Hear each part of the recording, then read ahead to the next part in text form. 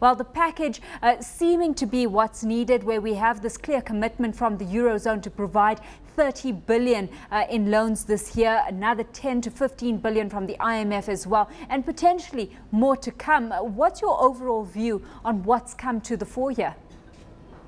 Alishia, I think the EU and to a certain extent the IMF was forced to reveal some of the details of the package simply because sentiment was so bad towards the eurozone.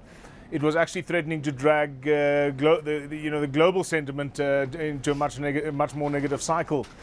We had some detail emerging over the weekend. It's quite ironic because we had Fitch downgrading the Greece credit spreads on Friday. And the euro still managed to gain over two big figures. So that's just showing us the extent of the euro positioning out there in the market. Things are not quite, Greece is not quite out of the woods yet, but it certainly goes a long way to buying them some time, to reducing their borrowing spreads, and for them to give the market an indication of just how far they are down their austerity measures. To get some stability back into the system. Well, as I was saying a little earlier, I mean, we've had traders at RMB's currency desk saying that the key question seems to be, will the move stop the euro rot and allow those improving global fundamentals to actually feed through to commodity currencies like the rand? What's your perspective on the impact this is set to have on the local unit? Yeah, I actually think, Alishia, that scenario will play itself out. I think the rand has tested 720 now twice or 2 or 3 times in the last week, and that was on the back of a much weaker euro than we've got now, and a much lower gold price or much lower commodity prices. I guess we did see some pullback when the local domestic political situation became a little bit uncertain. Some of the heat's been taken out of that scenario over the weekend with the president making some of the comments that he did. I think the euro pushed a little bit higher. I think commodity price, in particular precious metals, on a very sound footing at this point in time. And I think this week we will look at 720 again and possibly break through that level.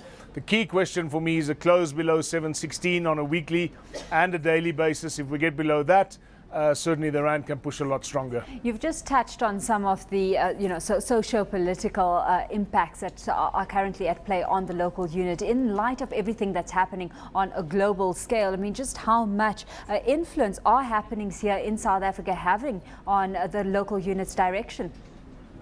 Yeah, so far not a lot, which is quite surprising. The market, the international market, focusing on external factors and the resumption of growth globally, the demand for commodities and the yield the relative yield that South Africa offers to investors, and we've kind of ignored domestic factors. But I think last week we came close to boiling over, and I think with the focus on South Africa with the upcoming World Cup, we are certainly very visible.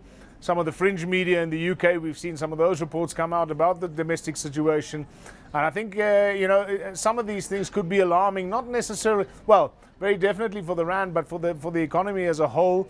And I think the president has taken note of these issues, made the correct noises, is now to follow through on some of those actions. Well, could be alarming for now with the steps that we have seen come to the fore and everything that has happened on a global scale. We're seeing that rand strength, as we've highlighted, continuing to filter through. In the news bulletin, we heard Deputy Governor Daniel Manele saying that the SARB remains ready to cut rates should rand strength tighten conditions in the economy. What's your view on where rates are going, given all that's playing out, particularly when it comes to the currency?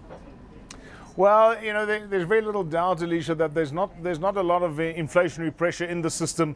Certainly not from a money supply perspective at all. Money supply is close to zero.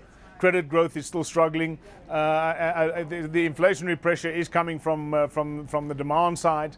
So from that perspective, certainly they've got room to cut rates. But I think it will be it might be a little bit. We might shoot ourselves in the foot because the economy is already showing signs of growth.